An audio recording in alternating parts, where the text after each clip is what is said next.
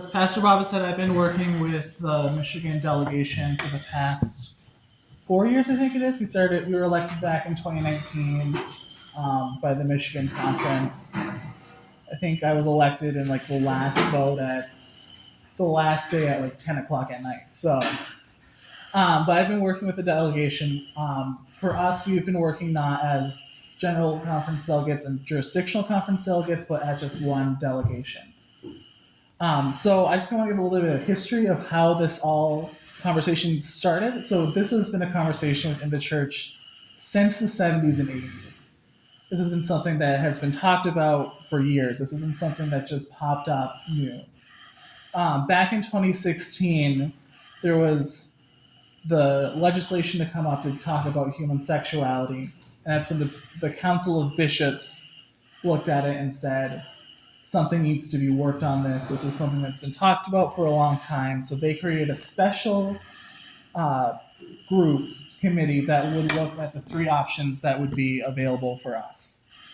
The first option that they came up with is, we don't change anything, we stick with what we got.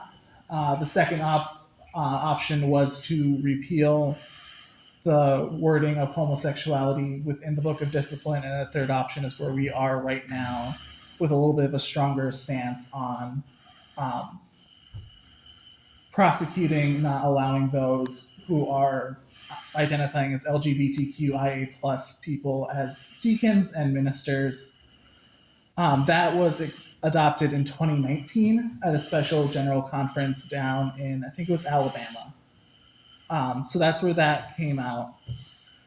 From there, that's when we started the conversation of creating disaffiliation, creating what is the church going to look like? Because this is not a conversation that we cannot just stop anymore.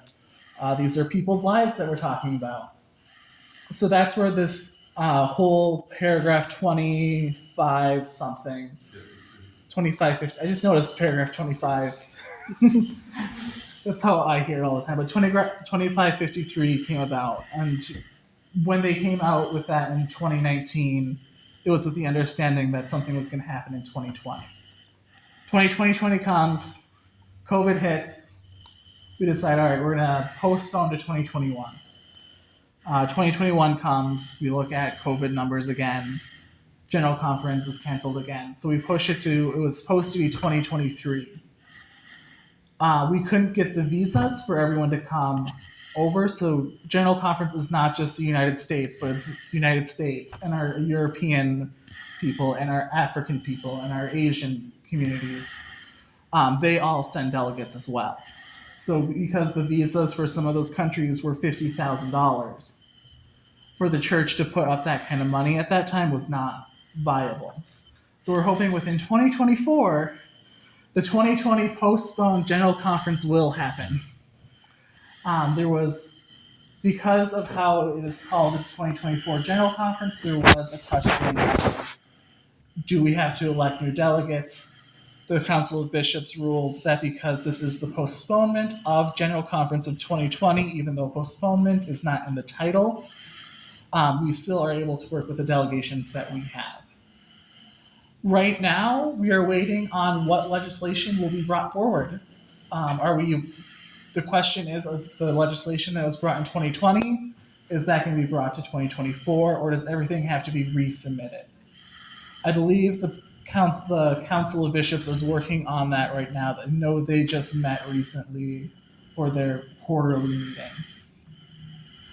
Right now, there are a few things that the Michigan Conference has done back in 2019.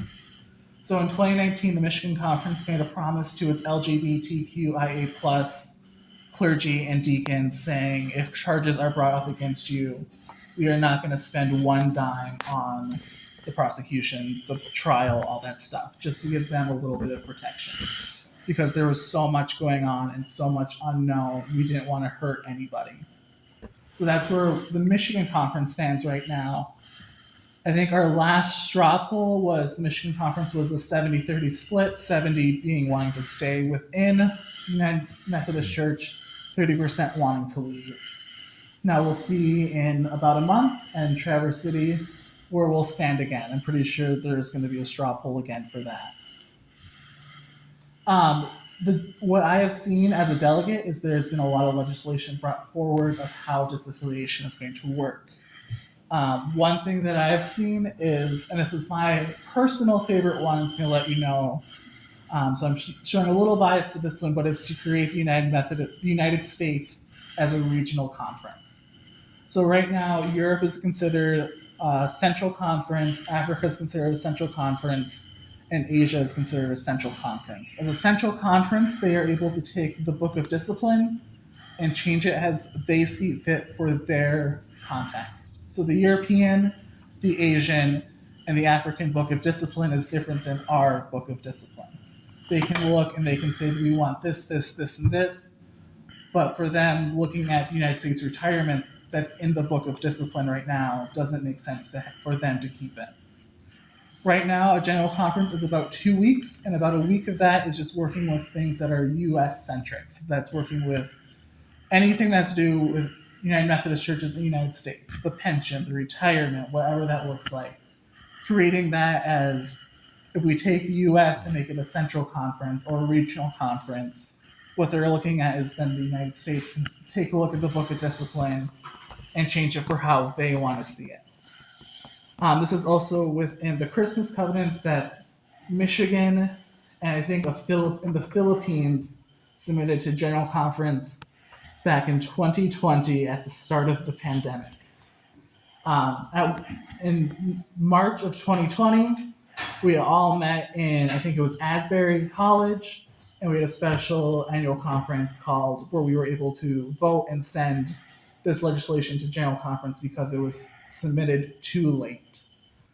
And that's kind of what the jurisdiction is looking at right now. What our delegation is looking at is we're just waiting.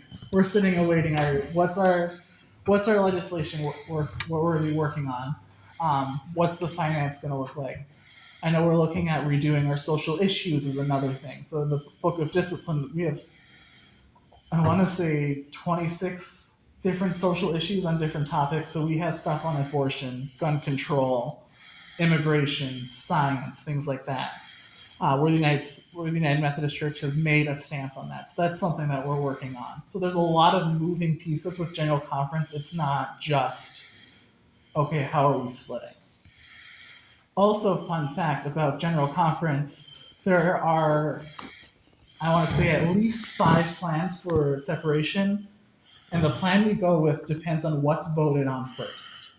So I know there was a lot of work on what legislation will be brought up first for us to vote on. So that's kind of what we've been working on as a delegation. Now within the jurisdiction, we met back in November as a whole jurisdiction. We had a special jurisdictional conference where we ended up electing 3 new bishops for our jurisdiction, one of them being from Michigan. She was the first bishop to be elected on the first ballot, which is something that has never happened in the North Central Jurisdictional Conference. So that was Kenitha Begum Sai. Wonderful bishop. She's now in Iowa, one of our Michiganders. But we worked on a few different pieces of legislation that we worked on, submitted, and this isn't just something that happened in the North Central jurisdiction. This is something that happened across all the jurisdictions within the United States. We all have to meet at the same time for everything to go according to the Book of Discipline, and each jurisdiction worked on creating stuff based on creating a code of ethics. So if you leave the United Methodist Church, the code of ethics would say, I'm giving up my seat as a delegate, or I'm giving my seat up on anything that is a General Conference board or agency, that they would leave that, and that's something that we ended up passing through.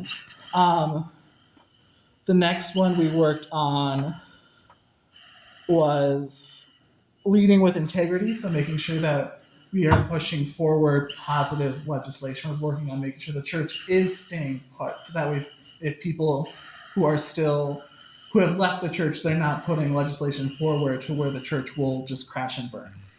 And that's another thing that was passed across the whole United States, all jurisdictions.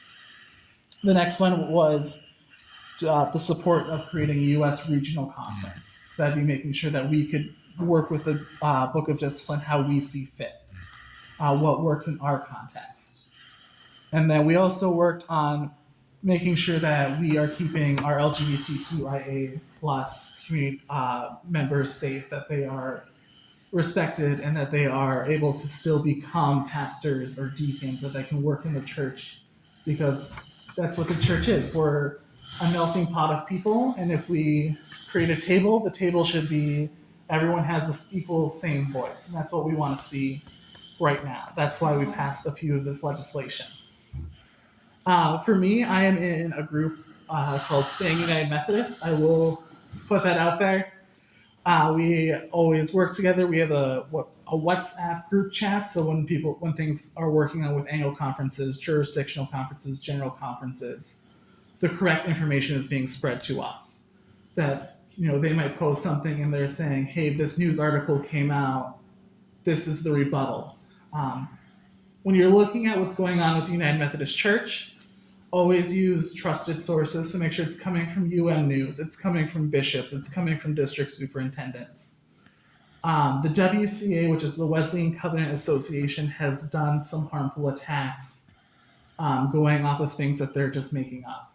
I have a friend down in Detroit. She's a pastor. She used to be down in Caledonia. One of her members got a letter in the mail saying the United Methodist Church is a sailboat without a rudder right now, and that women should not be preaching. And she got verbally attacked by these people because they're getting this mail. It almost made her quit being a preacher because some of this stuff is hateful that's going out. So make sure you're actually looking at what the real news is. So make sure it's coming from UM News, coming from the Michigan Conference, coming from any of the conferences around. Mark Doyle, who's our head of communications, fantastic person. He triple checks anything that goes out. He's great. If I see something from him, I know it's a trusted source. Is there any questions so far at all? Yeah, you had mentioned something about abortion, and does the church or the conference come up with a stand for those things? Yep, so there is an official stance within the Book of Discipline. Right now, I believe for abortion, it is if it is life-threatening. So if it's life-threatening to the mother or life-threatening to the baby, that abortion is allowed. As long as it's something that the doctor says, hey, you're either going to die or your baby's going to die. So to make sure that that's going to happen, that's what our current stance is right now. You can go onto the United Methodist website and you can see all of our social issues and where we stand on them. It was something that I found out when I joined the delegation, and it's actually a really cool thing to kind of look through and see what all of our different stances are. Any other questions so far? All right. If not, so from sources that I have heard, Michigan is one of the more progressive conferences. We are going to be one of the conferences that loses the least amount of churches. We are on a decline. We did cut conference staffing by around 30%. And you can go onto our conference website and you'll be able to see what positions are cut and who is changing positions. So the conference is also looking at making sure we are budgetly sound, that we're not going to be running into the red. So we are set there. As a seminary student and working with the young people's ministry, I'm seeing a lot of the young people staying within the United Methodist Church because they look at it as not something as a sinking ship, but it's something that they can fix and save. One of my good friends, Kim Bashi, is the campus pastor for Ferris State's Wesley Foundation. When she was going through her ordination paperwork and they were going through their first commissioning right away from graduating seminary, they decided to go and vote as a group. So how it works is in clergy session, I could be wrong. It's a secret session I haven't been a part of yet. But the clergy will vote on whether pastors can be in or out of the ordination, correct? Yes, sir. Each each individual is voted on by all the clergy in the clergy session. So when they went for clergy session, they knew that one of their people in their ordination group was LGBTQ gay man. So instead of having them vote one for each individual person, they wanted to go as a block. And they said, if we are not commissioned by the United Methodist Church, that's fine. We'll turn in our collars and our badges, and we'll go spread the word of God other places. This was also done in Florida last year, and Florida decided to not commission any new pastors that year. They all just walked out because they voted as a group instead of individuals. So young people are wanting to stay within the church because they're looking at the church as not something that's dying, but they're looking at it as a new mission field. They're looking at how the mission field is changing. A lot of pastors going into ministry are bivocational. So they're working not just within the church, but they're working with churches, hospitals, schools, colleges. They're going out and doing the work of God, which is super cool to see and super exciting to go do. Um, but that's kind of what I've been seeing as a young person, as a seminarian, as a jurisdictional member, as a young person in ministry. Any questions at all? Any thoughts or comments? So when you say that, they cut jobs 30%, that isn't because of what's going on within, that's more like size-wise and. Yeah. Right, that's not because of the issues that are happening. Right. They've looked at future things, and they've seen that the church has been, United Methodist Church has been shrinking about 4, 5, 6% each year, somewhere around there. And they were like, to be budget friendly, they've decided to cut jobs. I don't think Michigan has any district offices anymore, so we got rid of all of those just to kind of cut down on money.